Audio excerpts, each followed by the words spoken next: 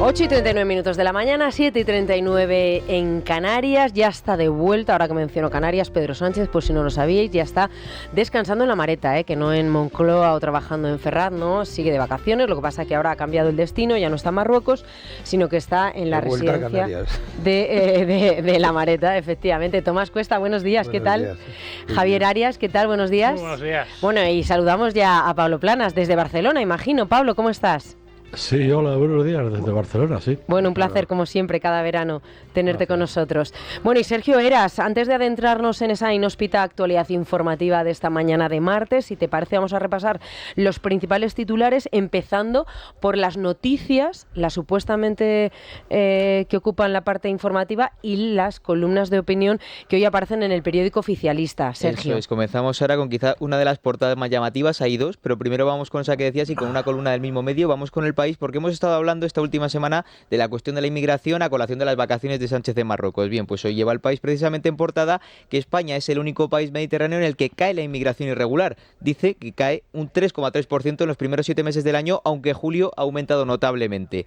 Señala también la información que crecen las rutas de Senegal a Canarias y de Marruecos a la península. La Vanguardia, por contrapartida, señala que las mafias priorizan ahora la ruta de Argelia hacia Baleares. Salimos de esta cuestión y nos vamos a las formaciones de gobierno, primero con Navarra, donde titula El Mundo pues que Chivite vuelve a quedar en manos de Bildu, y mientras tanto el pacto en Aragón. Hay que destacar, como decías, de la columna de Cristina Monge en El País, que titula El tardofranquismo resucita en Aragón, y añade que el pacto regresa al imaginario más reaccionario de los años finales de la dictadura, con un partido ultra que tapa la ausencia de propuestas del Partido Popular.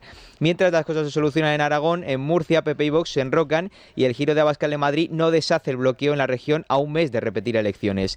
Mientras merece la pena también destacar la entrevista que lleva El Mundo con el presidente de Ceuta, Juan Jesús Vivas, tras el giro de Ferraz que bloqueó un pacto entre populares y socialistas. Dice Vivas que no pactará con Vox, aunque Sánchez intente echar al PP en los brazos de los de Abascal. No dejamos el tema de los pactos, pero damos de nuevo salto a las negociaciones a nivel nacional para resaltar la gran portada de ABC que señalamos esta mañana, titulada La lista de Puigdemont, donde hace un repaso de las exigencias de Junts que suponen, en definitiva, liquidar el Estado en Cataluña. Hasta 16 peticiones concretas pueden leer, entre ellas la eliminación de la deuda del FLA. En materia de competencias se destaca el traspaso de cercanías de los puertos de Barcelona y Tarragona, el cuartel de Bruc, y que el Tribunal Superior de Justicia de Cataluña sea la última instancia en la región. También selecciones deportivas catalanas y catalana en el Congreso, entre otras. También en Libertad Digital pueden leer la noticia que lleva nuestro compañero Pablo Planas, en la que señala que el presidente de Foment de Treball, Josep Sánchez Llibre, la principal organización empresarial catalana, se ha movilizado en favor de un pacto para que Puigdemont otorgue sus votos a Sánchez. Todo esto mientras publica El Debate que la Guardia Civil ha identificado a Mossos de Escuadra que colaboraron con Tsunami Democratic infiltrándose en las revueltas del 1 de octubre. Y terminamos con lo que nos adelantaba antes un poco Silvia Sara,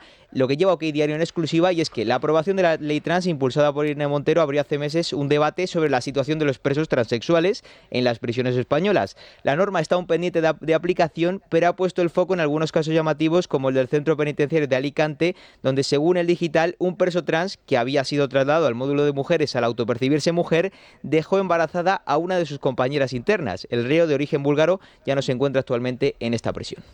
Bueno, pues muchísimas gracias, Sergio, ante todo. Luego te escuchamos a partir de las 10 de la mañana.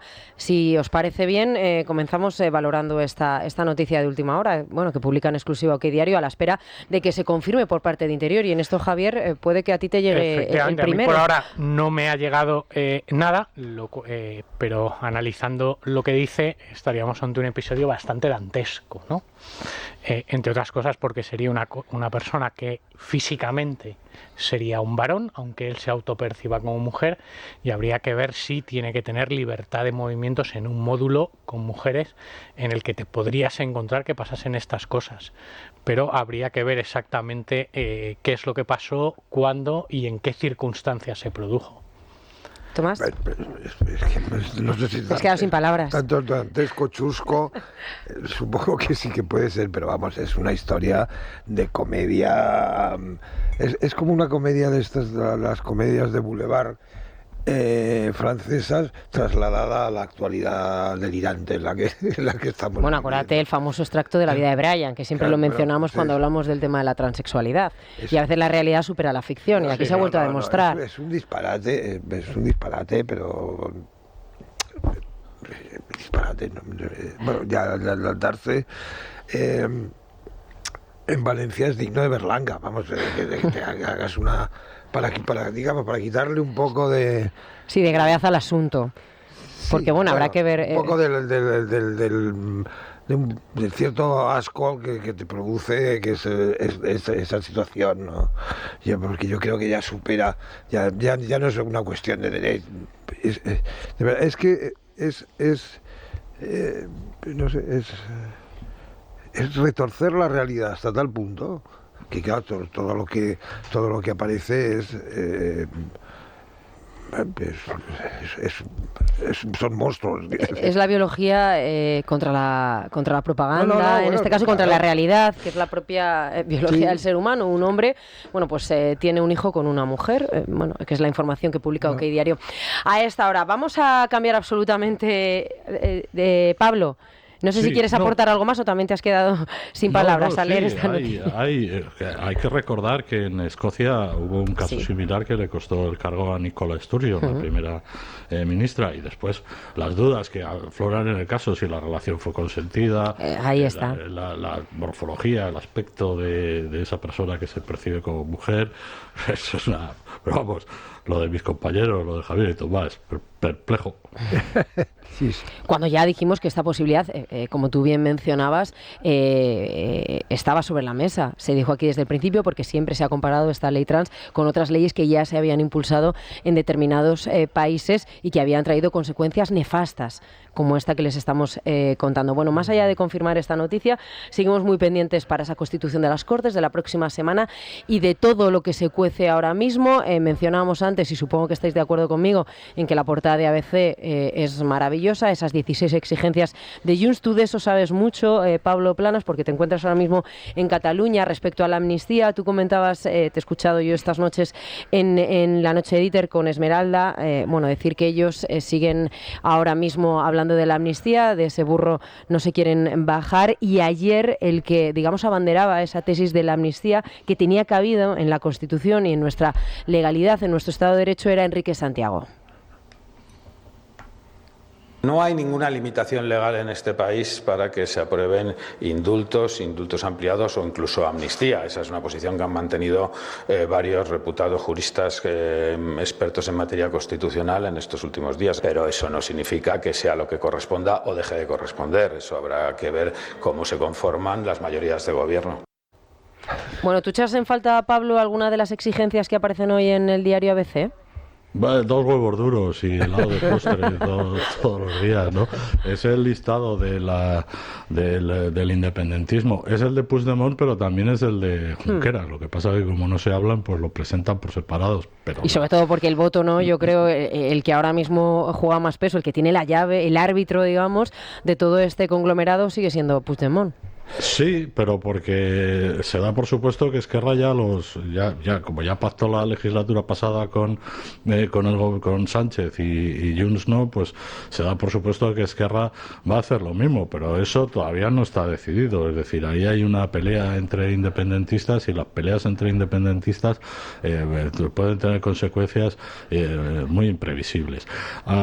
Es una lista, en fin, que la que presenta el ABC que ahonda en los aspectos prácticos, en el listado de peticiones, en la que además no solo coinciden los independentistas, sino que también hay un fuerte movimiento de los grandes empresarios de Cataluña a favor de esas reivindicaciones económicas, de los traspasos.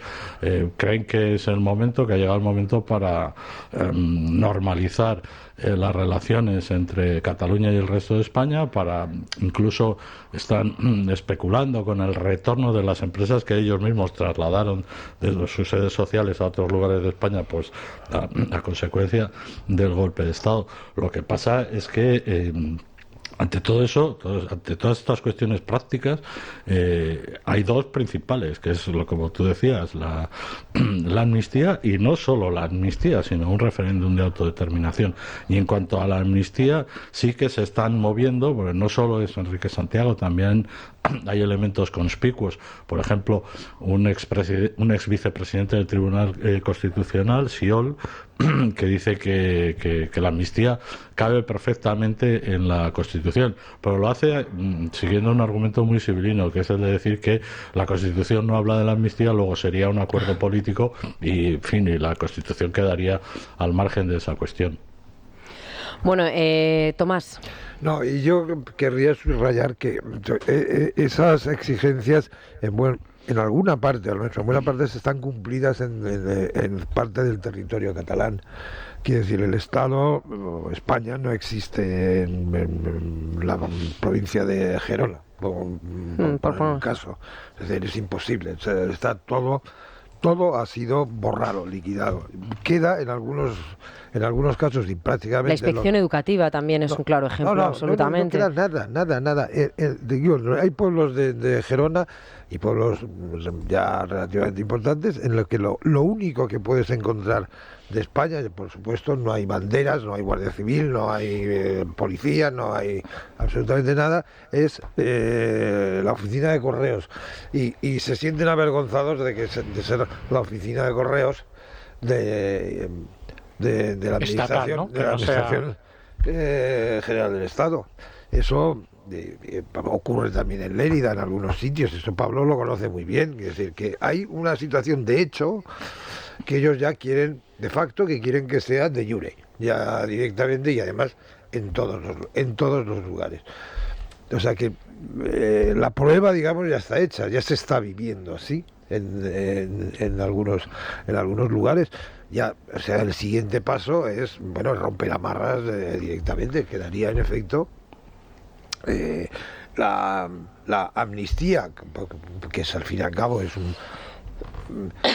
una forma de imponerse, es una especie de castigo, pero quiere decir, entre los 3.000 o 2.000 y pico, quiere decir, probablemente los cargos empiecen a ser menores, ya están evaluados al ser juzgados como hechos,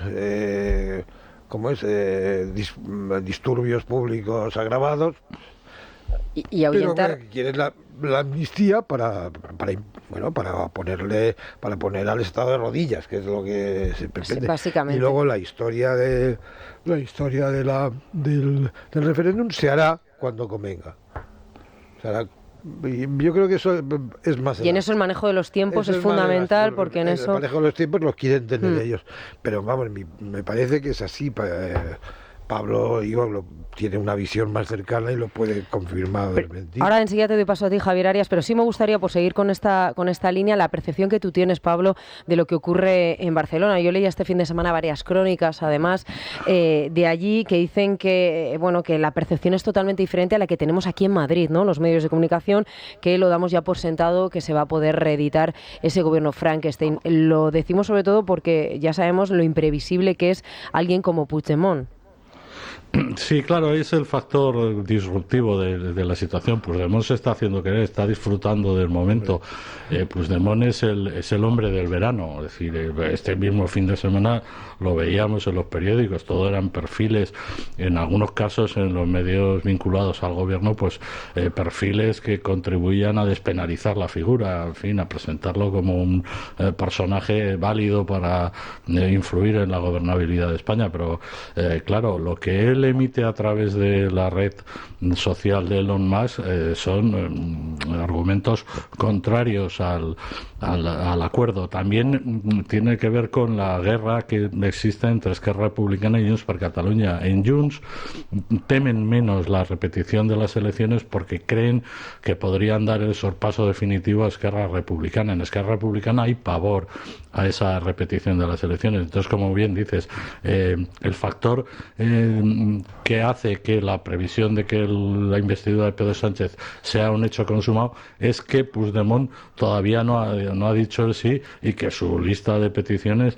es muy larga. Y además Puigdemont, que es una persona extremadamente desconfiada y además vive obsesionado con que le espían, le vigilan y le van a detener en cualquier momento, no quiere que el pacto sea solo con el gobierno. Él no quiere pactar solo con Pedro Sánchez. Él quiere un pacto que implique a la corona y al Poder Judicial, en la línea de, por ejemplo, de que pues el Tribunal Superior de Justicia de Cataluña sea la última instancia, pero ocurre también que ese Tribunal Superior de Justicia de Cataluña pues generalmente suele fallar en contra del independentismo, es decir, suele condenar los delitos que cometen los independentistas, pero es así, es esa figura que lo distorsiona todo y sobre la que los grandes empresarios están ejerciendo una presión muy notable para arrancar su sí, porque creen que es la única manera de desencallar la situación, de normalizar definitivamente la situación política en Cataluña,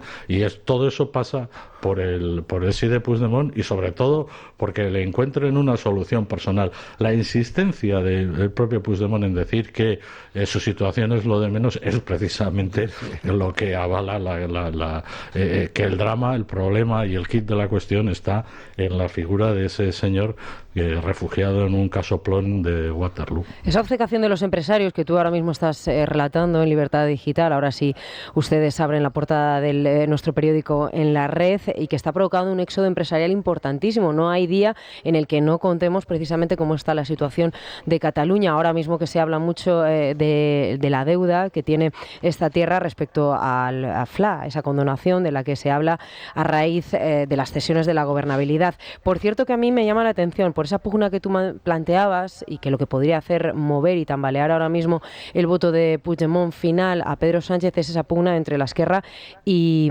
Junts. De igual manera que en el País Vasco hay una pugna entre PNV y Bildu. Difícil de entender, a mi juicio, precisamente la postura del PNV de resistirse a salir de su zona de confort, por decirlo de alguna manera, entiéndame la expresión, pese a que objetivamente ellos ahora mismo han salido bastante mal parados, teniendo a Sánchez como un socio fiable. Han perdido cerca de 100.000 votos en las pasadas elecciones y han sido superados por los filoetarras que se hacen prácticamente ya con la hegemonía, ya no solo en el País Vasco, sino en Navarra, Javier. Sí, yo estoy viendo la lista de peticiones que aparece en ABC y la verdad es que tampoco me llama en exceso la atención. Es decir, si nos vamos a casi 2 décadas atrás, es muy similar a lo que fue el Plan Ibarretxe en su momento.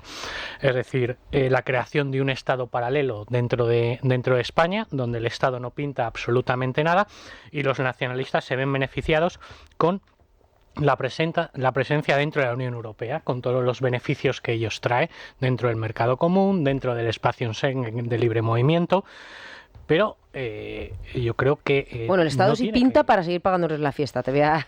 Sí, bueno. Porque está la condonación de la deuda, al fin y al cabo, con eso tienes que contar con el Estado, me temo. Sí, pero eso yo Pero creo bueno, que... solo. Que la condonación de la deuda no es un apunte. Sí, es decir, sí, bueno. Por el dinero que se supone que le debemos condonar, la Unión Europea intervino Grecia. Efectivamente. E incluso creo más que puestos a pedir incluso se han quedado cortos porque piden, bueno, el traspaso del cuartel del Bruc, la jefatura de la Policía Nacional en Vía Laietana, pero podían haber pedido perfectamente cualquier tipo, o sea, absolutamente todos los inmuebles del Estado en la comunidad autónoma y se habrían quedado igual de tranquilos. Que supongo que a lo mejor eso ya lo piden después. Eso te iba a decir, que estamos a 8 de agosto, claro, que los indultos, la rebaja de la malversación, la eliminación de la sedición vinieron mucho tiempo después. O sea, entonces me parece eso, que es una simple y llana petición para crear un Estado dentro de otro Estado y poder quedarse dentro de la Unión Europea después de que en el intento de aquel 1 de octubre la Unión Europea dejase muy claro y aclarase que los que son miembros de la Unión Europea son los países y no los terrenos. Por lo tanto, si Cataluña se independizaba, saldría automáticamente de la Unión Europea. Y yo creo que eso es lo que hay. Y lo que se puede y lo que transmite, lo que se puede ver y lo que transmite esta lista de exigencias. Pero vamos, para ser el nacionalismo de Junts, me parece incluso corto. Relativamente sobre comedida. El otro precio a pagar que tiene ahora mismo Sánchez, la otra factura, en este caso Navarra y País Vasco con Bildu, después de que ayer alcanzaron un acuerdo María Chivite con las otras tres formaciones. Es complicado porque el Partido Nacionalista Vasco tiene un acuerdo de gobernabilidad con el Partido Socialista de Euskadi desde hace casi 20 años. Gobiernan juntos en muchas de las principales instituciones del País Vasco y romper con Sánchez en este momento podría suponer pasarlas muy mal, no solo en el gobierno vasco, donde gobiernan juntos, sino, por ejemplo, en las 3 diputaciones, donde ahora mismo también están juntos, y en muchos de los principales ayuntamientos vascos. Yo creo que la situación del PNV es muy, muy complicada. Y por primera vez estamos viendo que EH Bildu empieza a vender mucho mejor que la maquinaria tradicional del PNV los logros en Madrid. También, todo hay que decirlo, porque en Madrid y en el resto de España, donde se está poniendo en el foco es en la inmoralidad del pacto con Bildu, y eso Bildu allí lo está sabiendo vender perfectamente. Pero por eso me sorprende que lo rentabiliza Bildu, con lo cual el PNV podía moverse y apoyar una investidura de Feijóo, pero aún así le sigue pareciendo... Es que él tiene demasiado cerca las elecciones. Vamos, el sorpaso ahí se puede sedimentar. Es decir, y ya volver hacia atrás es muy difícil, a no ser que los otros se equivoquen. No, quiero decir, al final el sustrato... El sustrato del PNV es el mismo que el de Bildu. Quiero decir, bueno, quítale el calibre, pero lo demás es igual. Lo demás es igual. Pretenden lo mismo de diferentes maneras. Unos se supone que representan a una burguesía industrial que no existe desde hace muchísimo tiempo. Y en cambio sí que han creado una clase media muy beneficiada con respecto al resto, del resto del Estado, que es la que le viene a votar, pero los hijos de esos votantes del PNV encuentran lo mismo ya en Bildu, y además es más emocionante. ¿Qué quieres que te diga? Claro, y son mejores propagandistas. Bildu tiene una ventaja muy clara, y es que el tema del terrorismo de ETA y de todo aquello que pasó es un tema que está en la cabeza de aquellos que han tenido una edad suficiente para vivirlo de una forma más o menos directa, de haberlo vivido como actualidad o en primera, segunda, tercera persona, pero no está en la cabeza de los jóvenes. Cada poco tiempo salen encuestas donde la gente no sabe quién es Miguel Ángel Blanco. Sí, en esta época además, cuando se cometió el asesinato. Claro. Y también lo recordaban, acordaros de antes de las elecciones, que se pensaba que eso iba a penalizar absolutamente a Pedro Sánchez, y me temo que no ha sido así, cuando Bildu sacó en las listas, aparecían en las listas varios condenados por terrorismo. 44 me parece que yo escuché conversaciones, pues efectivamente, de una población en torno a los 15, los 25, no llegaban a los 30 años, de chavales que no conocían, que no entendían ese tipo de titular. Claro, es que además lo hemos sacado de los colegios, periodistas. Lo hemos sacado de la formación educativa de nuestro país. La gente no sabe qué es la democracia en España, qué es lo que pasó la democracia en España, ni qué ha pasado en España durante los últimos 40 años. Yo recuerdo, no sé si fue hace 2 años o 3, que cayó en selectividad los presidentes de la democracia. Y en una red social muy conocida se montó un auténtico jaleo, porque ¿qué era eso de preguntar sobre los presidentes de la democracia? O sea, que eran unos señores que nadie conocía. O sea, no conocían lo que ha pasado en su propio país mientras han estado viviendo, e incluso 4, 5, 10 años antes. O sea, tenemos un serio problema educativo. Hace 2 años es que es impensable que existan otros presidentes que no sea Sánchez. Pablo. Incluso Zapatero les parecía algo de la prehistoria, ¿no? Perdona, Pablo. Sí, pues es la ley de memoria, es una ley patrocinada por Bildu que lo que pretende es borrar esa parte de la historia, que los socialistas solo rescatan además, pues hace poco Zapatero, pues para ponerse la medalla de que ellos acabaron con ETA, cuando con ETA acabó en primer lugar las fuerzas, los cuerpos y fuerzas de seguridad del Estado, y en segundo lugar los jueces, y después la ilegalización de Bildu hubo de Herri Batasuna. Y los satélites de Estados Unidos estadounidenses, que la gente... No. Y la colaboración, sí, también, sí, el CNI. Puestos sobre el País Vasco francés después de un acuerdo entre José María Aznar y Bush. Sí, es que la gente lo olvida, ¿eh? Pues todo ese cúmulo de circunstancias pues han pasado al olvido. Es decir, eso parece prácticamente arqueología en vez de historia contemporánea. Y es que tampoco es historia contemporánea, es actualidad reciente.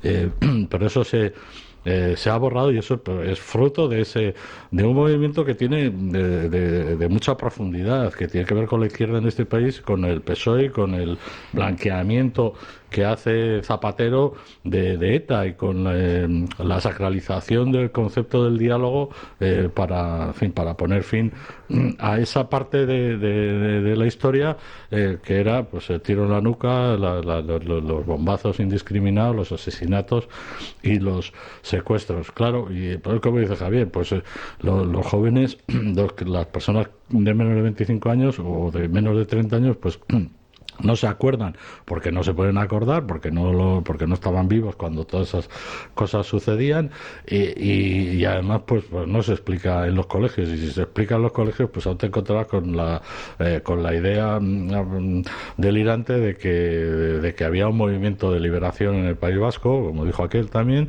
y que la Guardia Civil y la Policía Nacional eran los malos, y aquellos, el Chapote y Ata y el otro y Henri Parot y toda esa, y el Diente Puto y todos aquellos miserables pues eran udaris, luchadores por la libertad. Es un auténtico desastre, es una auténtica calamidad, y hasta que no se consiga... por eso era importante, por ejemplo, que hubiera habido una victoria todavía más clara del Partido Popular en estas elecciones, pues para poder poner fin y remedio a ese tipo a esa operación, a esa vasta operación de la izquierda basada en la más absoluta desmemoria. Y más contundente también, si me lo permites, en Navarra, porque también hoy leíamos otro de las fiestas homenaje que se van a hacer a presos etarras, en este caso una localidad de Navarra, después de que el viernes, si no recuerdo mal, fue el día que se protagonizó lo que ellos llaman el Día del Inútil, que a mí hasta me avergüenza repetirlo y decirlo ante la opinión pública. Vamos a hacer una brevísima pausa y continuamos aquí en Es la Mañana de Federico.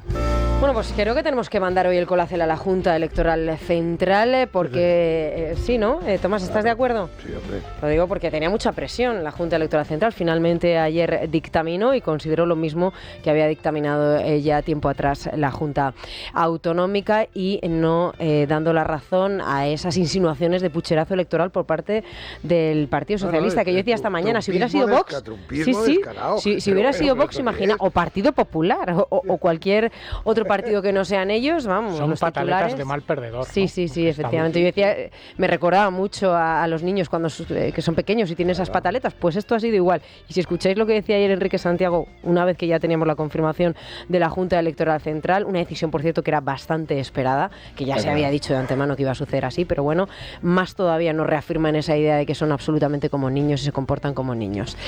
Pues colacel para la Junta Electoral Central, para todos sus integrantes. Lucía Prieto, ¿cómo estás? Buenos días. ¿Qué tal? Muy buenos días. La piel es el espejo de nuestra salud, su rápido envejecimiento, el descolgamiento, la sequedad nos está indicando una falta de nutrientes, de colágeno, que no solo se manifiesta en la piel, es decir, en lo que vemos, sino en todo el organismo, en el interior. Y es que es una gran chivata, la piel que solemos vestir. Y solo desde dentro podemos reforzar, revitalizar nuestro cuerpo para que lo note de forma íntegra. La mejor manera de hacerlo es Colacel Antiox de Mundo Natural. Nos aporta colágeno hidrolizado puro de alta absorción, antioxidantes como el resveratrol, el extracto de granada y sobre todo la vitamina C, que contribuye a la formación de colágeno para que nuestra piel lo note. Es tan potente que una sola toma diaria equivale a 3 envases de otro producto.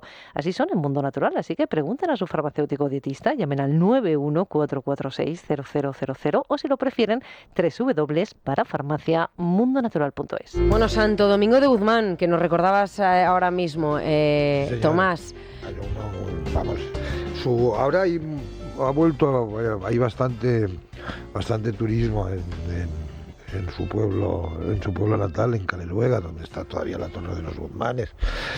Y es curioso que en un pueblo tan pequeño se haya formado un movimiento tan grande, porque de momento no se han expropiado de ese nombre tampoco, de ese santo. Lo digo porque sabes también la polémica con Santa Teresa de Jesús, ¿no? Bueno, es un disparate, pero quiero decir, la extensión de los dominicos tienen una importancia fundamental, sobre todo cuando en el primer momento la predicación contra la herejía cátara es muy importante, y después son los grandes inquisidores suelen ser dominicos. Los grandes inquisidores, lo digo en el sentido amplio. Lo más peligroso, lo cruel, lo que justifica una leyenda negra en algunos casos son los pequeños inquisidores.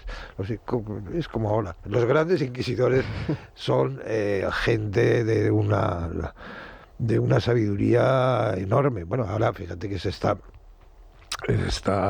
conmemora el juicio de Zugarramurdi, que lleva un gran inquisidor burgalés. Hay un dominico, hay una polémica de preeminencia entre Burdeos y Logroño, entre las sedes del Burdeos y Logroño.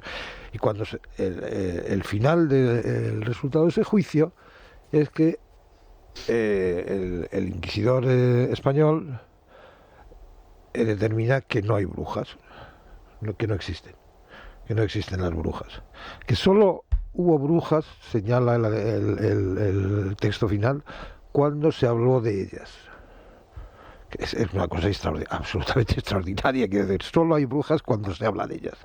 Bueno, pues... No. Por eso la Inquisición española no quemó las brujas, contrariamente a lo que dice todo el mundo. Eso fue una cuestión más protestante que católica, lo de quemar brujas. Muchísimo más. Bueno, después de esta lección de historia de Tomás, gracias. Tomás, vamos a felicitar, por cierto, a nuestro Domingo Soriano. Oye, ya que hoy es Santo Domingo, pues le tenemos que felicitar a él y a los más de 40.000, entre ellos muchos de nuestros integrantes del Club Libertad Digital, que seguro que hasta ahora están esperando a que les demos cumplida cuenta del tiempo que va a hacer hoy. Bueno, pues ya se lo adelantamos ayer. Calor, temperaturas que siguen siendo altas, y esta va a ser la tónica durante estos días hasta el jueves de momento.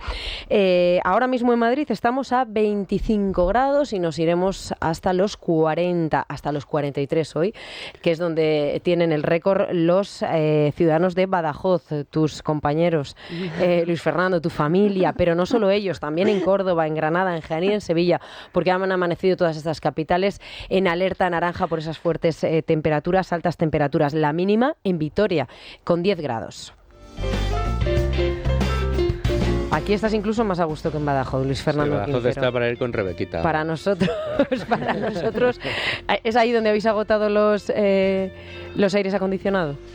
Pues si no se han agotado, van camino de ellos, o sea que... Bueno, antes que nada, vamos a dar un consejo a nuestros oyentes para aquellos impagos, recobrarte. Sí, bueno, sobre todo a empresas y autónomos, porque recordamos que existen muchas empresas, cifran algunos estudios en más de 500.000, que están en riesgo de cierre precisamente por el incremento que ha habido de impagados. Bueno, pues ante esta situación es importante contar con los mejores y contar con una herramienta que nos permita recobrar las facturas impagadas. Recobrarte es una plataforma de gestión de cobro que es ágil y eficaz, sobre todo para empresas y autónomos, porque va a permitir recuperar el dinero y además sin tener que adelantar absolutamente nada, porque Recobrarte se hace cargo de los costes judiciales y extrajudiciales. Toda la información en www.recobrarte.es o en el teléfono 990 90 10. Bueno, 20 minutos desde que abrió el IBEX 35. ¿Cómo comienza esa apertura? Bueno, pues el IBEX precisamente en la bolsa está cayendo, abre con una caída, abría justo en los primeros compases de cotización con una caída del 0,7%, lo deja medio punto porcentual abajo ahora mismo,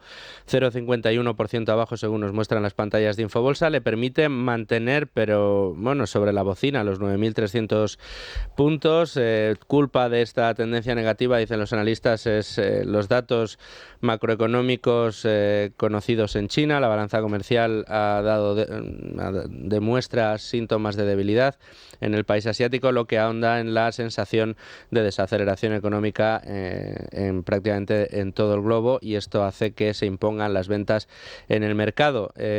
También tenemos temporada de resultados en España con algunas compañías como el Santander, que han presentado resultados hoy y que tampoco son cosas que habitualmente tiran hacia abajo de los mercados. Pero en lo que llevamos de año seguimos recuperando un 12% de cómputo anual. Gracias, Luis Fernando. Hasta mañana. Tenemos una última hora, fíjense, porque es una última hora bastante importante. Iván Espinosa de los Monteros, el portavoz de Vox en el Congreso, abandona la formación de Santiago Abascal. Lo está contando ahora mismo nuestros compañeros del diario El Mundo. Al parecer, esto es lo que apuntan fuentes del partido, a este diario, está desencantado con los resultados del 23J. Recordemos esa pérdida de 600.000 votos del partido y por su alejamiento con la cúpula directiva del partido que preside Santiago Abascal. Enseguida le vamos a pedir una primera reacción a Miguel Tellado, con el que vamos a charlar en cuestión de minutos, pero antes, noticia de interés general de la ONCE. Verónica Caso, ¿qué tal? Bienvenida. Buenos días, Sara. Bueno, esta música debe de sonar a todo el mundo que haya visto Aladín. Pues Aladín, el musical, va a ampliar durante los próximos meses. No sabes qué gran noticia me estás dando. Porque Sí, yo quería llevar a ir mi y hija. no he ido todavía, así que hasta el 31 Yo soy una enamorada de la octubre. banda sonora de Aladín. Y yo de la Es una muy película, infantil, que es pero- mi favorita. Así que hasta el 31 de octubre, Teatro Coliseum de Madrid, para disfrutar de este musical y de otros muchos este mes de agosto que podemos ver aquí en la capital. Pues sí, muchísimas gracias, Verónica. Bueno, se lo anticipamos y vamos a tener la oportunidad de charlar durante unos minutos con Miguel Tellado, vicesecretario de Organización del Partido Popular. Miguel Tellado, ¿qué tal? Muy buenos días. Muy buenos días. Bueno, si te parece, yo iba a comenzar hablando de la gobernabilidad y pendiente de los pactos, pero una noticia ahora mismo nos ha llegado a la redacción y todavía estamos tratando de analizarla. La salida de Espinosa de los Monteros al frente de la formación de Vox, porque al parecer, según algunas fuentes que se atribuyen, en este caso es el diario El Mundo quien ha publicado en exclusiva la noticia, está desencantado con los resultados del pasado 23 de julio. Bueno, la verdad es que acabo de escuchar la noticia precisamente en el radio y poco puedo decir sobre ella, ¿no? Respeto absoluto hacia el señor Espinosa de los Monteros y la decisión que haya adoptado, y respeto también hacia un partido, hacia una organización política como es Vox, y por lo tanto, bueno, pues lamentar la pérdida, ¿no? Porque creo que ha sido un gran parlamentario y que ha hecho un servicio a España a lo largo de los últimos años desde las responsabilidades que ocupaba, ¿no? Bueno, con Vox no nos tenemos que quedar tras ese comunicado y tras escuchar especialmente la respuesta que daba Feijóo inmediatamente después. ¿Conocía el líder del Partido Popular el cambio de postura que iba a dar Abascal? ¿Lo hablaron en esa famosa reunión que mantuvieron después de las elecciones? Pues la verdad es que no lo sé, habría que preguntarle a ellos, ¿no? Yo no estaba presente en esa conversación, ¿no? Yo en cualquier caso sí creo que desde el Partido Popular tenemos que reconocer, tenemos que destacar y tenemos que agradecer el avance que supone esa decisión de Vox y desde luego han demostrado un sentido de Estado del que carece el Gobierno de España en funciones en este momento, y desde luego yo creo que su postura es una postura de responsabilidad, facilitando un gobierno del cambio y evitando que cualquiera pueda utilizar a Vox ni como excusa ni como pretexto, ¿no? Para forjar un gobierno alternativo al que hoy gobierna en España, y peor que el que hoy gobierna en España, porque todo hace ver que la única posibilidad de que Sánchez siga siendo presidente del gobierno pasa no solo por reeditar un gobierno Frankenstein, sino por empeorarlo aún más, con más socios y con más radicalismo y más radicalidad, ¿no? Yo creo que en estos momentos la posición de Vox nos permite seguir avanzando para conseguir un gobierno de mayorías, en coherencia con el resultado electoral, porque aunque parezca ridículo tener que recordarlo, el Partido Popular ganó las elecciones generales del 23 de julio, no las ganó el Partido Socialista como pretende hacer ver Pedro Sánchez, y lo cierto es que quien ganó las elecciones fue el Partido Popular de Alberto Núñez Feijóo, con 137 escaños, más de 8 millones de españoles le dieron su confianza, subiendo 48 escaños con respecto al resultado de 2019, 16 escaños más que el Partido Socialista, más de 300.000 votos de ventaja sobre el Partido Socialista, ganando en 40 de las 50 provincias de España y con una mayoría absoluta en el Senado, ¿no? Cualquiera puede pensar que ha ganado las elecciones Pedro Sánchez, pero no es verdad. Por mucho que lo celebren y lo jaleen desde el Partido Socialista, el PSOE perdió, y perdió desde el gobierno. Eran primera fuerza y ya no lo son. La ventaja del Partido Popular de forma significativa, con 16 escaños de distancia, ¿no? Otra cosa es que Pedro Sánchez, pues actúe como si él las hubiese ganado, pero no es verdad.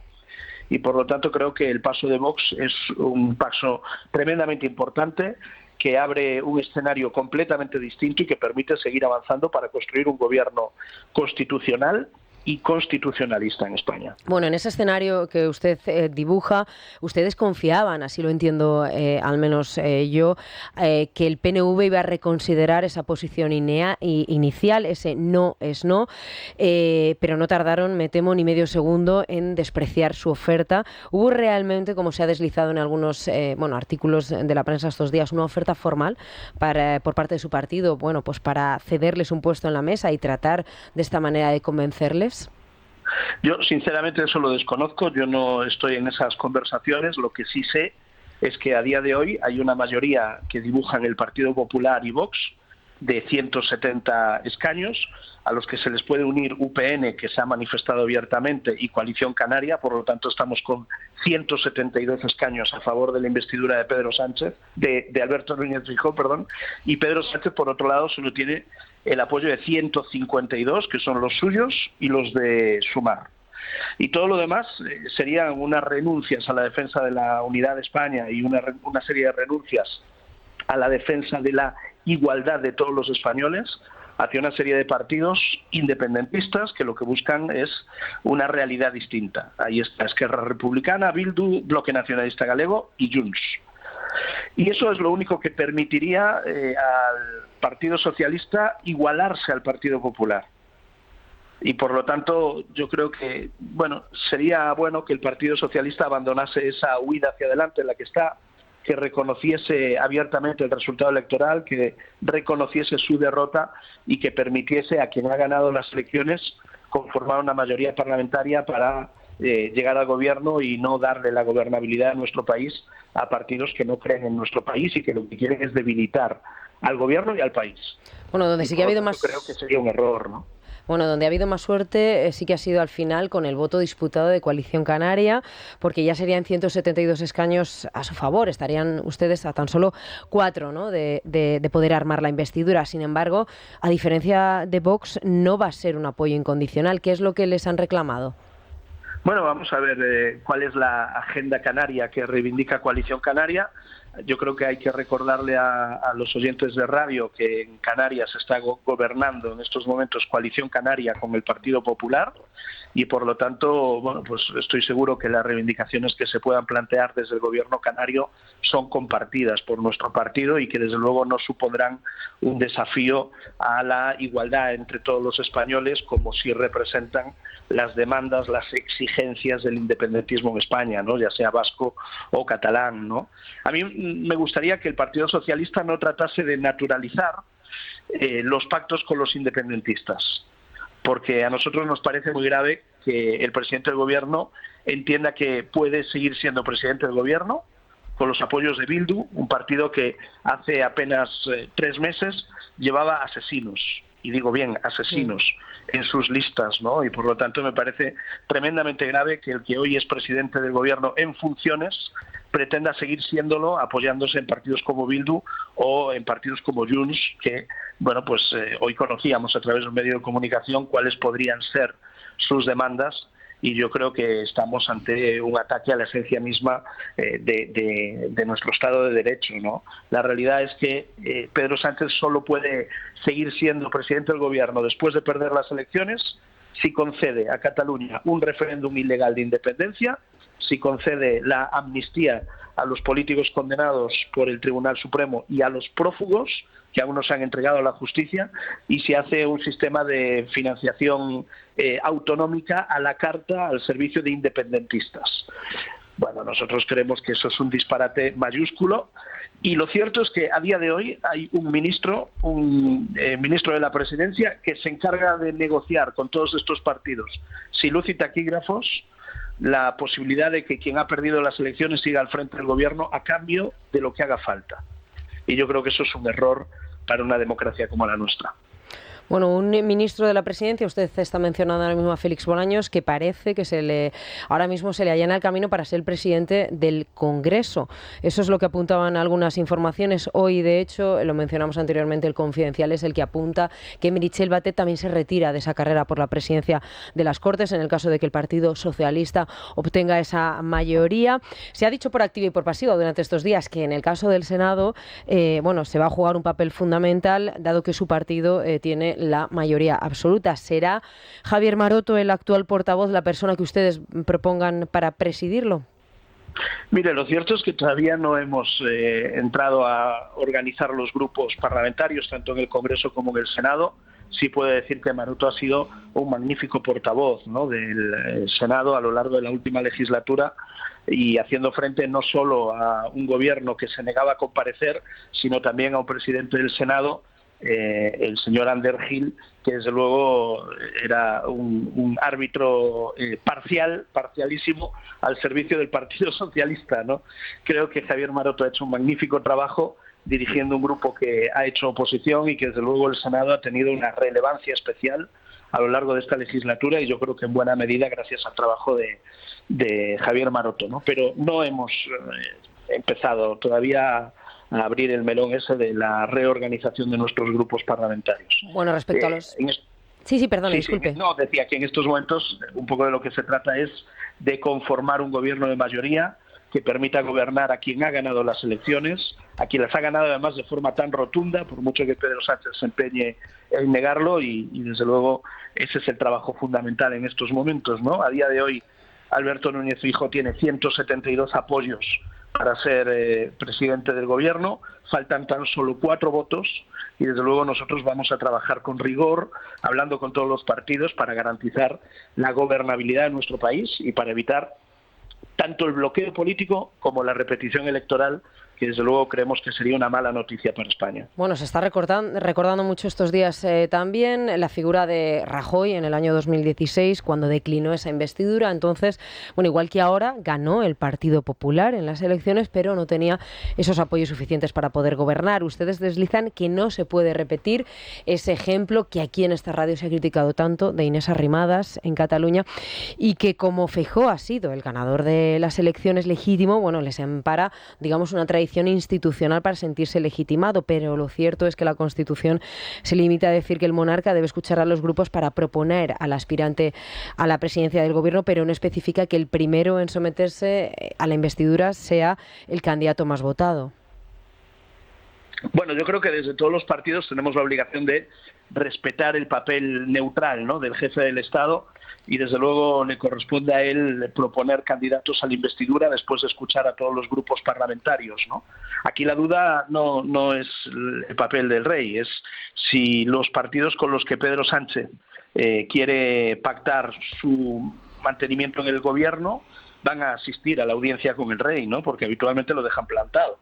Esquerra Republicana, Bildu, Junts, y por lo tanto quema los socios de gobierno pretende tener el que ha perdido las elecciones generales del 23 de julio para mantenerse en el poder a cualquier precio, ¿no?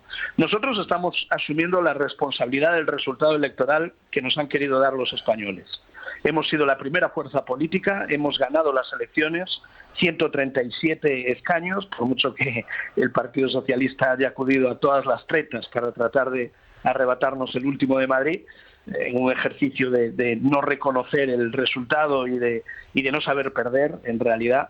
Y nosotros tenemos que asumir la responsabilidad de la confianza ciudadana depositada en el Partido Popular y en Alberto Núñez Feijóo, y estar dispuestos a trabajar para que España tenga un gobierno estable, y que a la vuelta del verano los españoles, cuando lleguen de sus vacaciones, se encuentren a un equipo trabajando para mejorar la calidad de vida de los españoles, y no a un presidente que ha perdido las elecciones y que ha repartido España para poder seguir siendo presidente del gobierno unos meses. Creemos que eso sería una mala noticia, y por lo tanto nuestra obligación es trabajar durante todo el verano para que ese resultado electoral se consolide en un gobierno de mayorías, en un gobierno de quien ha ganado, que permita que las instituciones del Estado se pongan al servicio de las personas, al servicio de los ciudadanos, y a resolver problemas de la ciudadanía, ¿no? Porque lo cierto es que cuando los españoles regresen de sus vacaciones se van a encontrar las hipotecas más caras de los últimos 10 años, se van a encontrar la cesta de la compra más cara de los últimos 10 años y se van a encontrar, bueno, pues con grandes dificultades para mantener su poder adquisitivo. De todo eso tiene que hablar el Gobierno de España y no de los problemas del propio Gobierno, como pretende Pedro Sánchez, ¿no? Bueno. Y por lo tanto vamos a trabajar para seguir ensanchando nuestros apoyos y seguir ampliando esa mayoría de la investidura de Alberto Núñez Feijóo, que además yo tengo que recordar, ¿no? Porque en una sesión de investidura, en la primera votación se requiere mayoría absoluta, pero en la segunda solo se requiere más si es que no es. Y por lo tanto, a día de hoy, Alberto Núñez Feijóo tendría 172 votos a favor y Pedro Sánchez a día de hoy tendría 152 votos a favor, 20 menos, ¿no? Y por lo tanto tenemos que trabajar para que ese gobierno del cambio, que tanto han deseado 11 millones de españoles el pasado 23 de julio, se pueda consolidar cuando el jefe del Estado proponga un candidato a la investidura como presidente del gobierno.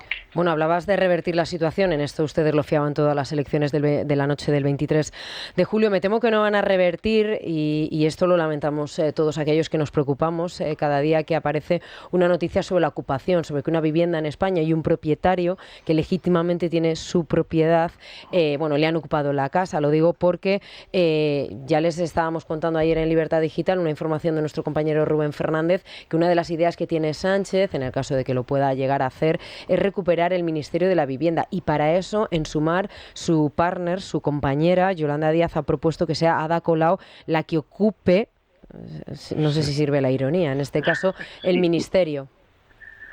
Bueno, es un disparate más, ¿no? Como todos los que nos tiene acostumbrados este gobierno, ¿no? Hay que recordar que la ley de vivienda promovida por el gobierno de Pedro Sánchez fue redactada en buena medida por Bildu.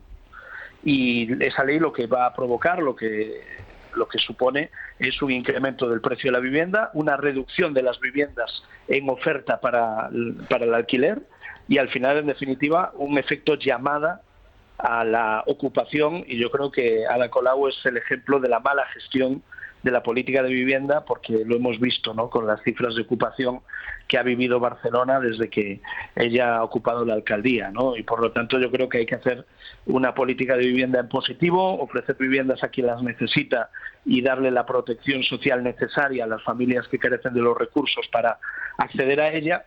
Pero en cualquier caso creo que las políticas del Partido Socialista y de Podemos han ido precisamente en la dirección contraria, promoviendo y haciendo un efecto llamada a la ocupación que desde luego no es responsable en ningún caso. Bueno, enseguida voy a dar paso a mis contertulios que están deseosos de plantearle alguna cuestión, pero brevemente me gustaría hablar de los pactos. El viernes nos llegaba ese acuerdo en Aragón entre Partido Popular y Vox, y aquí en esta casa, bueno, pues no le podemos encontrar ningún pero, esos 80 puntos. Murcia, sin embargo, parece abocada a unas terceras elecciones, y ya lo de Ceuta, bueno, capítulo aparte. Insisten ustedes en esa autonomía que tienen sus varones autonómicos para pactar libremente un asunto en el que cada varón ha hecho de su capa un sayo, pero en no pocos territorios es cierto que reina un tanto el desconcierto. Hay quien echa en falta una política de pactos que sea inteligible y común, sobre todo para toda España. Bueno, yo creo que los ciudadanos han hablado en cada uno de los territorios y han conformado mayorías diferentes en cada lugar, en cada comunidad autónoma, ¿no? Y que es lógico que sea en cada territorio donde se negocien los pactos de gobierno que permitan garantizar la gobernabilidad de las instituciones, ¿no? Después de las elecciones municipales y autonómicas, nuestros líderes territoriales han tenido posibilidad de cerrar acuerdos como han entendido en cada territorio que eran necesarios. Nosotros hemos cerrado un acuerdo de gobierno con Coalición Canaria para las Islas Canarias, hemos cerrado un acuerdo de gobierno con el PRC en Cantabria y hemos cerrado acuerdos de gobierno en distintos territorios con Vox.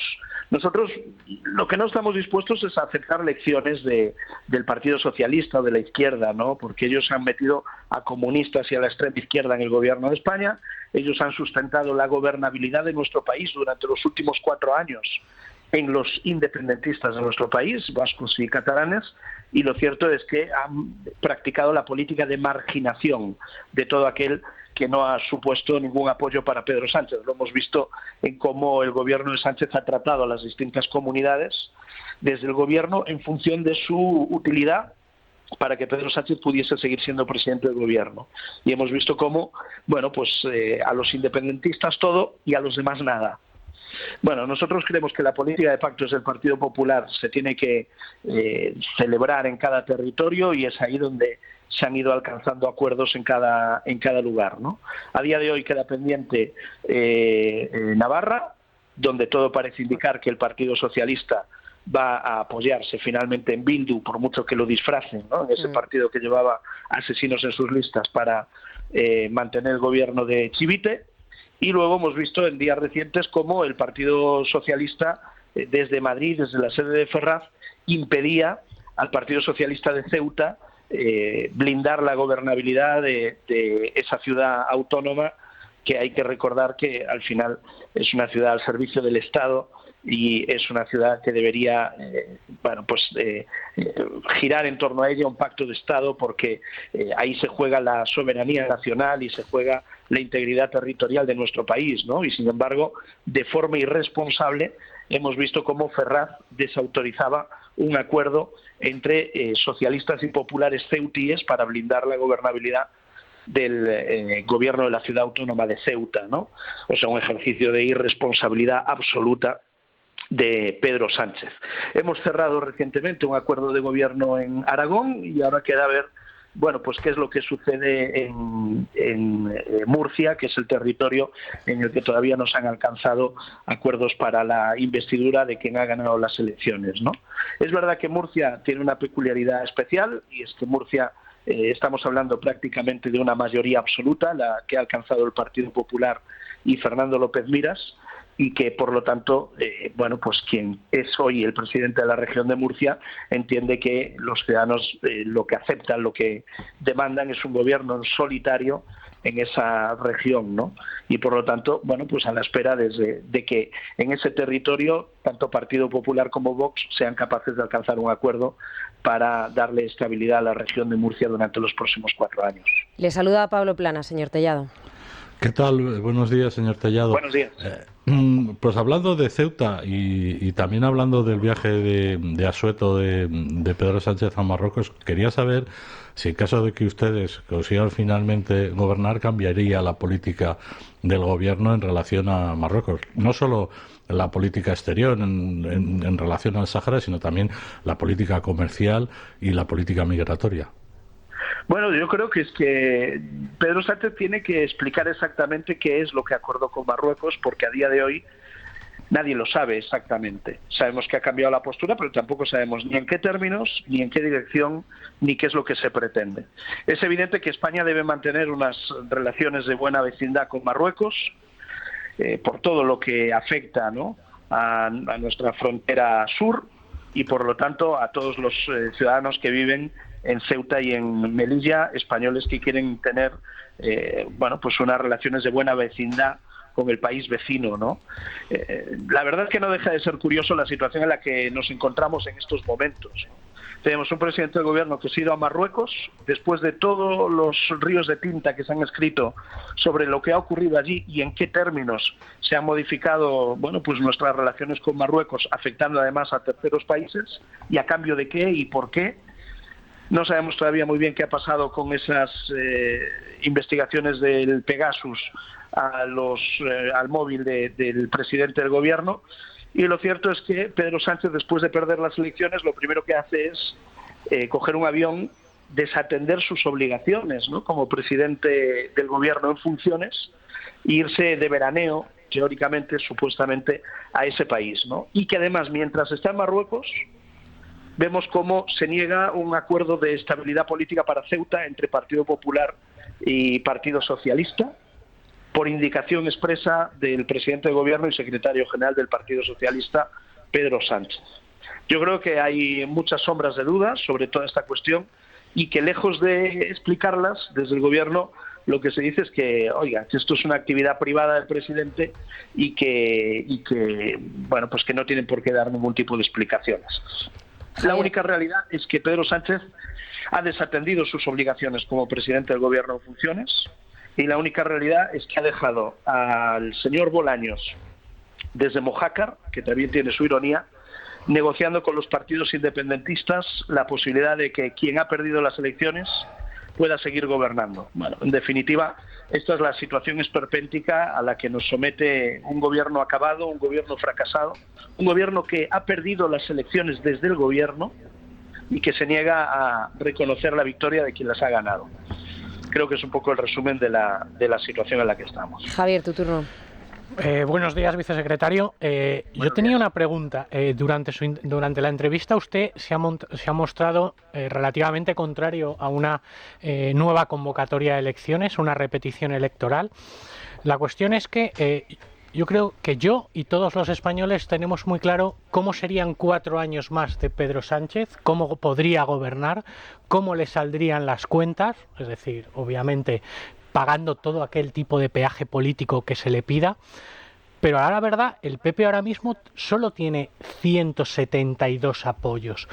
¿Cómo sería el PP capaz de gobernar los próximos 4 años sin caer en claudicaciones similares a las de Pedro Sánchez? Bueno, yo creo que hemos demostrado ser partidos muy distintos y es verdad que usted puede decir el PP solo tiene 172 apoyos. Bueno, la mayoría absoluta son 176 y faltan 4. Y yo creo que aquí hay 3 escenarios posibles, ¿no? Un bloqueo político y nuevas elecciones, la reedición y la ampliación del gobierno Frankenstein, ¿no?, que es lo que ha habido en estos años, o un acuerdo amplio y un acuerdo constitucional que solo puede garantizar Feijóo como presidente del gobierno y que ha facilitado esta semana Vox con ese apoyo a un gobierno en minoría del Partido Popular para evitar el gobierno Frankenstein. Yo creo que la repetición electoral sería una mala noticia porque supondría bloquear la actividad política de España durante los próximos 5 o 6 meses y creo que sería una mala noticia. Y que en una democracia madura como la nuestra, quien hoy ocupa la presidencia del gobierno en funciones debería asumir que le corresponde gobernar a quien ha ganado y le corresponde conformar gobierno a quien ha ganado. Y creemos que el Partido Socialista debería tener una actitud distinta, una actitud de colaboración, porque lo cierto es que la historia democrática de nuestro país siempre ha gobernado el que ha ganado las elecciones generales. Siempre, siempre. Eso ha ocurrido siempre. Felipe González se podría haber aferrado al poder como hoy pretende hacer Pedro Sánchez en el año 96, pero no lo hizo. Dejó gobernar a quien las ganó, que fue José María Aznar, y dejó conformar mayorías parlamentarias que sustentasen ese gobierno. Yo creo que Alberto Núñez Feijóo puede gobernar accediendo a una investidura con los 172 apoyos que hoy tiene, 4 menos de la mayoría absoluta, frente a los 152 que garantiza a día de hoy Pedro Sánchez con los votos del PSOE y de Sumar. Y eso se puede hacer desde el diálogo multilateral con todos y desde la convicción de que España necesita pactos de Estado. Yo creo que venimos de un gobierno de confrontación, de un gobierno que ha vivido de enfrentar a todo el mundo, y creo que la experiencia de gobierno de Alberto Núñez Feijóo como presidente autonómico, como presidente de una nacionalidad histórica como Galicia, como un presidente que ha gobernado una comunidad autónoma durante 14 años, le da un aval para confiar en él la gobernabilidad de nuestro país y saber que va a saber y va a poder entenderse con todos sin claudicaciones de ningún tipo frente al independentismo, porque nunca lo ha hecho. Y por lo tanto creo que está preparado para gobernar España. Hoy tenemos 172 votos que le facultan para ello y nosotros lo que le pediríamos al Partido Socialista es que asuma el resultado, que perdió las elecciones desde el gobierno, que en el 2019 eran primera fuerza y hoy son segunda fuerza, superados por el Partido Popular en 16 escaños, y por lo tanto sería bueno que facilitasen un relevo y que no se aferrasen al poder, porque lo cierto es que creemos que para España lo peor, sin ninguna duda, sería que se reeditase el gobierno de Pedro Sánchez, no solo con los que ya ha gobernado estos 4 años, sino además Junts, que le están pidiendo un referéndum de independencia, que le están pidiendo la amnistía para los políticos condenados y para los políticos prófugos que se encuentran fugados de la justicia de nuestro país, y que le están pidiendo que se modifique de forma bilateral los sistemas de financiación autonómica de España para beneficiar a los independentistas. Bueno, eso es quebrar la imagen actual de nuestro Estado de Derecho y de nuestro país. Vicesecretario de Organización del Partido Popular, Miguel Tellado, gracias. Ha sido un placer. Un abrazo. Gracias a vosotros y Gracias muy buenos días. Por atender la llamada de radio. Bueno, a esta hora se lo estábamos contando, está capitalizando y monopolizando absolutamente todos los debates y todos los titulares. Esa retirada de Espinosa de los Monteros, del portavoz de Vox, lo que abre una crisis o reabre una crisis, porque tú mencionabas, Javier, que en apenas un par de... Bueno, no llega a un par de años. En el último año ha perdido 2 personas de la máxima confianza que eran de Santiago Abascal y sobre todo de 2 de los, digamos, mejores parlamentarios. Creo que en esto estamos de acuerdo todos los que integramos esta mesa. Macarena y Espinosa de los Monteros. Sí, bueno, prolonga una crisis que se abre, en mi opinión, con la confección de las listas electorales y el apartamiento de un grupo digamos, del grupo más liberal. Es lo que está contando el amigo Fernando Lázaro en el diario El Mundo, que es quien firma esta información en el periódico. Leído, pero vamos, Fernando Lázaro está muy al cabo de la calle de lo que ocurre en Vox. Y esa gente estaba, que es un grupo de economistas, bueno, la gente que hizo, entre otras cosas, el programa económico de Vox, el más abierto, que tenía a gala ser el más liberal, precisamente de los grupos parlamentarios, vamos, de los partidos que se presentaban a las elecciones. Y yo creo que todo esto viene de ahí. Lo que pasa es que en este momento una crisis en Vox es muy mala para Vox y muy mala para el resto. Para en general, para el centro derecha. Pablo, no sé si quieres aportar algo. Me parece que Vox empiezan a adquirir los perfiles de ciudadanos. Es decir, es una salida crítica para el partido, y más por esas razones, por la desaparición del sector liberal y por la influencia de grupos extremistas en ese partido. Eso le puede llevar a la irrelevancia en muy poco tiempo, a lo mejor si se repiten las elecciones. Es lo que le pasó a Ciudadanos, que pasó de tantos a 10. Son partidos muy diferentes, Pablo, en mi opinión. Sobre una fidelidad de voto, Ciudadanos a mi juicio, es un partido bastante diferente. Instrumental, era un partido absolutamente instrumental que sirve para algo en concreto. Y aquí hay una cosa más tectónica, más de fondo, que evidentemente no les impide que más lentamente, pero que puedan ser irrelevantes si no saben organizar una alternativa sólida y ocupar un papel determinante. Vox sirve un poco, nace un poco por la inacción política de Rajoy y ese empeño en expulsar a partes de las derechas de las familias de la derecha política española del Partido Popular, ¿no? Entonces, lo que ahora, digamos, hay que ver es si está saliendo del partido ese ala más liberal conservador para que se quede la parte de la derecha identitaria que tanto está triunfando en parte ahora mismo en buena parte de Europa.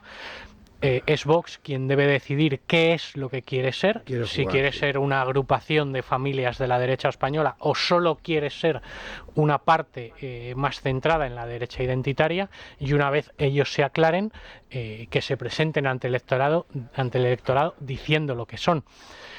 Lo que sí está claro es que da un poco sensación de descomposición la salida tan rápida de las que han sido en el peor momento, y cuando estábamos alabando todos su acto de generosidad, ¿verdad?, frente al comunicado de Vox. A mí sinceramente me llama la atención el momento en el que se produce esta salida. No sé, Silvia, si los oyentes les pilla por sorpresa o en cambio se lo esperaban. Bueno, primeras reacciones, como tú dices, la verdad, a mí me ha llamado sobre todo la atención. Suelen ser muy activos los votantes de Vox en nuestro contestador. Además, manifiestan claramente el sentido de su voto y suelen estar orgullosos de la papeleta que depositan en las urnas cuando llegan las citas electorales. Hay un silencio clamoroso. Apenas hemos recibido 2 valoraciones de la decisión de Espinosa de los Monteros que adelanta el diario El Mundo, y que, como estabais mencionando en esta mesa, viene a significar pues una pieza más del dominó que cae. He apuntado algunos nombres: Víctor Sánchez del Real, Rubén Manso, Stigman, Inés Cañizares, actual vicealcaldesa de Toledo, Iván Vélez, son nombres del sector liberal del partido, de la corriente liberal, que han ido desapareciendo y que se quedaron además muchos sin escaño en las pasadas elecciones. Si os parece, hacemos una breve pausa y les escuchamos a la vuelta. Bueno, Silvia, nos adelantabas las poquísimas reacciones que hemos recibido ante una noticia que nos ha dejado absolutamente a todos perplejos, la retirada de Espinosa de los Monteros. Sí, hay reacciones, como decíamos, les vamos a escuchar al final de la batería de nuestros oyentes, pero preguntábamos esta mañana precisamente si creen que el presidente del Gobierno en funciones será capaz de plegarse a las exigencias de separatistas y proetarras, sentando a uno de ellos en la presidencia del Congreso como tercera autoridad del Estado. Hoy sí, ayer me preguntabas, hoy sí hay unanimidad en nuestro contestador sobre los escrúpulos del presidente ante la ausencia, ¿se entiende? Una pregunta, ¿cuál es el umbral? ¿Cuál es el tope que aguanta Pedro Sánchez de humillación? Debo reconocer que no me gustan los independentistas para nada, y los etarras menos, pero cuando lo humillan dicen que es un mentiroso, que lo quieren todo firmado, que ya se han reunido con él, lo ponen en evidencia y el tío calla, agacha la cabeza y aguanta. Por supuesto que va a llegar a un acuerdo con quien sea. Por supuesto creo que Sánchez va a intentar dar todo lo que piden a los independentistas, pero esto es más grave de lo que parece, porque estamos todos los españoles viendo, como en una película de la televisión, cómo un gobierno está siendo chantajeado por delincuentes prófugos de la justicia o exdelincuentes, exterroristas y exasesinos. Esto es literalmente una insumisión del gobierno a la ley. Sánchez está totalmente dispuesto a pactar. Es más, ya está pactado. Ahora mismo se está creando el relato. Yo creo que Pedro Sánchez sería capaz de ponerlos por delante del rey, no por detrás, no, por delante del rey, hombre, ya, de echarla que se vea, por favor, la duda ofende. Por supuesto que pondría a uno del PNV para presidir el Congreso, eso está ya hecho, pero yo les hago a ustedes una pregunta. El tirano de Moncloa, con tal de mantenerse en el poder, no solamente es capaz de sentar en la mesa del Congreso de los Diputados a bildoetarras y catalanazis, incluso es capaz de sentar a Puigdemont, y si no, al tiempo. ¿Cómo no se va a bajar Sánchez? ¿Cómo no va a pactar con los de siempre? Claro, se va a bajar los pantalones con tal de mantenerse en el poder, en la silla, en la Moncloa, pues pactará con quien sea, con el diablo, con quien sea. Siento mucho la noticia sobre Iván Espinosa de los Monteros. Para mí era un chico estupendo, igual que su padre, pero comprendo la desilusión de Vox, porque claro, un partido que pierde 20 escaños aproximadamente, pues lleva el camino de Ciudadanos. Y la verdad es que no tiene mucha razón de ser el partido de Vox, francamente. Me parece mal que el señor Espinosa se marche, porque también habría que preguntarle a él, y él tendría que preguntarse a sí mismo, si él ha contribuido para que las cosas no hayan funcionado bien. A lo mejor él es responsable en un alto nivel. Bueno, pues quizá responda a esa pregunta Iván Espinosa de los Monteros. Ha convocado una rueda de prensa para las 12 del mediodía en el Congreso de los Diputados, lo que a Tomás le ha recordado otra figura importante del centro derecha español. Cayetana. Cayetana Bertolini, seguro que nuestros oyentes lo recuerdan perfectamente. Cayetano, claro.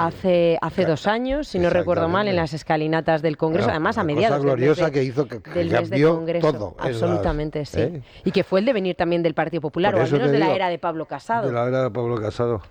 Bueno, Tomás, muchísimas gracias. Hasta aquí en nuestra tertulia. Javier Arias, encantada como siempre, un placer. Y Pablo Planas, te seguiremos escuchando. Pablo, gracias. Gracias a ti. Bueno, la última hora con Sergio Heras. Ya ha habido reacciones a esa noticia de la retirada de Espinosa de los Monteros, de la dimisión al frente de Vox, a la espera de que él mismo sea quien comparezca en el Congreso de los Diputados a las 12:30. Eso es, ha convocado una rueda de prensa en el Congreso en torno a las 12 del mediodía, y el portavoz parlamentario de los de Abascal dice, según la información que publica El Mundo, que estaría desencantado con los resultados del 23J por su alejamiento con la cúpula directiva del partido. La primera reacción, o casi reacción, podríamos decir, se ha producido en directo. El vicesecretario de Acción Política de Vox, Jorge Buxadé, durante una entrevista en COPE, al ser cuestionado por el tema, ha reaccionado así. Como usted comprenderá, la verdad, no voy a hacer ningún comentario, y si el señor Iván Espinosa de los Monteros, mi amigo, mi compañero, ha convocado una rueda de prensa, pues esperemos lo que diga él. Solo puedo decir que Iván es un tipo extraordinario. Uy, esa pausa valorativa. Ese silencio a mí me recuerda un poco al mismo de Abascal, cuando le preguntaba en estos mismos estudios, aquí Federico Jiménez dos Santos, nuestro director, a Santiago Abascal, que se sentaba donde está ahora mismo Javier Arias, por la salida de Macarena Olona, y también hacía esa pausa. Claro, es que...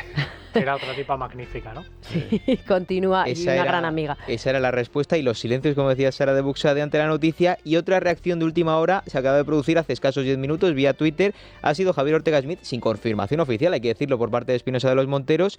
Ha escrito un tuit que lo leo textualmente porque no tiene desperdicio. Querido compañero y amigo, siento mucho tu dimisión y mucho más las razones que la provocan. Has luchado sin descanso desde la fundación de Vox con lealtad y generosidad. Aunque algunos no han sabido reconocértelo, la inmensa mayoría tenemos una impagable deuda de patriotismo contigo. Seguiremos luchando por los mismos principios y valores por los que juntos pusimos en marcha este proyecto al servicio de España y de la libertad. Siempre a tu lado, gracias. Pues muchísimas gracias a ti, Sergio. Gracias. Jessica Sánchez, ¿qué tal? Muy buenos días. ¿Has Muy visto buenos cómo días. está ahora mismo la actualidad ¿Cómo está el política? patio, no? ¿Cómo está el patio? Bueno, encendido debe estar, ya no, porque se lo ha tomado a risa José Luis Perales, que, bueno, me imagino que todos fuisteis partícipes, porque además sé que sois seguidores de Twitter, enseguida se convirtió en tendencia, mataron, y bueno, no es literal a José Luis Perales en las redes sociales y sobre todo en los medios de comunicación latinos, que es desde donde nos llegaba esa información de la muerte del artista. Claro, pusimos enseguida en cuarentena porque era muy extraño que, siendo un artista español, no hubiera ningún medio, ninguna agencia española que diera la noticia y que por tanto confirmara, ¿no? Ese fallecimiento. Ha sido el mismo desde Londres, donde se encontraba pasando unos días con su hijo, el que ha mandado un mensaje y ha querido, bueno, pues desmentirlo y mandar un saludo, ya aprovechando la ocasión, con mucho sentido del humor, por otra parte, porque se podía haber enfadado, dependiendo de la persona, el cómo recibe uno esta noticia. Y luego, bueno, la verdad es que hoy es un día también extraño, lo está haciendo la crónica rosa, esta rosa negra que tenemos desde el pasado sábado, desde que saltó la noticia de la implicación de Daniel Sancho, el hijo del actor español, en un crimen, vamos a decir, truculento, del que cada vez se van conociendo más datos y, lejos de arrojar luz, casi nos genera más dudas, decíamos ayer, y casi que lo mantenemos. Lo que sí empieza a verse ya es un poco la relación que había entre este muchacho de 29 años y la víctima, el bueno, y quien ya colombiano, da por hecho que es un crimen pasional. porque había una relación íntima, no vamos a decir sentimental porque eso lo saben solamente ellos, pero había una relación íntima en la que había sexo, eso ya lo ha reconocido, y también dinero de por medio. Ya el vínculo pues lo aclarará él o no, pero lo cierto es que parece que sí que hubo una premeditación, ya no solamente por esas imágenes en las que se le veía comprando los enseres que luego utilizó, sino que él mismo habría reconocido, aunque lo ponemos siempre en cuarentena porque esto nos llega a través de la policía tailandesa, habría reconocido una premeditación a partir del momento en el que él le amenaza con difundir ese affair, que habrían mantenido esas, bueno, meses de conversaciones intercambiando material íntimo. Y claro, él lo que dice es que la víctima era conocedora de quién era su familia, del daño que podía hacerle de esa manera y del escándalo que podía suponer en España, y que a partir de ese momento, cuando ya ve que no tiene una salida y que el chantaje no tiene vuelta atrás, es cuando empieza a premeditar ese crimen. La verdad es que la historia es tremenda, yo creo que nos tiene a todos con el corazón en un puño, porque nos podemos imaginar, por supuesto, la situación en la que se encuentra la familia de la víctima, ¿no? Que no puede haber una muerte peor que esta, y luego también la familia del propio asesino confeso, porque aunque sea un asesino, pues claro, para Rodolfo es su hijo primogénito, tiene 29 años y ahora se encuentra en Tailandia intentando ver qué puede hacer con él. Al final, la gente en las redes sociales comenta mucho que si es que estamos a favor del asesino, nada más lejos de la realidad. Lo que pasa que, claro, si aquí defendemos que haya garantías, ¿no? Un juicio Claro. con garantías y que también tenga ciertas condiciones en la cárcel, pues lo queremos para cualquier español que esté también fuera de nuestras fronteras. O así entiendo que debe ser. Cuando haces en Tailandia, lo de ciertas condiciones en la cárcel... Totalmente. Sobre todo porque todo depende finalmente de lo que decida el rey de Tailandia, ¿no? Lo que nos pedía, supuestamente, aquí vamos a decir siempre supuestamente, el propio Daniel desde Tailandia, es que no nos olvidemos de su caso, que sigamos contando en los medios lo que va pasando y que nos hagamos eco para que eso facilite su traslado a España. Yo no sé si está en lo cierto o no, si a él le han vendido una película, si la policía le ha dicho si haces esto va a ocurrir lo siguiente. Eso está por ver. Y bueno, por acabar con un tema un poco más agradable, el avance, vamos a ver también si adivinamos dónde está la familia real, que ya ha acabado su agenda oficial, empieza sus mini vacaciones, porque ya el día 15 tenemos a Leonor, que se incorpora a la Academia Militar. Y al rey, que se incorpora al panorama político, sí, que no tiene poca tarea. Efectivamente, tenemos en las Cortes, además con un panorama de incertidumbre tremendo. En fin, que ya enseguida tienen que incorporarse, pero van a pasar unos días, quién sabe dónde. Vamos a ver si nuestros tertulianos nos dicen algo más. Y fíjate que hablamos de Rodolfo, Sancho y estas cosas que, pues que a veces coincide. Estaba previsto mucho antes de que se conociera esta noticia. Vamos a entrevistar hoy a Javier Elorrieta, que es director de la película Delfines de Plata, y también al autor de la novela, que es Félix García, una película que protagoniza precisamente Rodolfo. Estaba inmerso en la promoción de este proyecto y pues ha tenido que interrumpirlo, obviamente, para poder irse a atender a su hijo y ver cómo puede ayudar a que venga a España. Pues mucha tela que cortar, sin duda, Jessica, la que tienes ahora mismo entre manos. Deja de cortar. Sí. No hagamos bromas con los cortes. No, ha sido totalmente casual. Nosotros regresamos mañana a las 7. Gracias. Es la mañana. Es radio.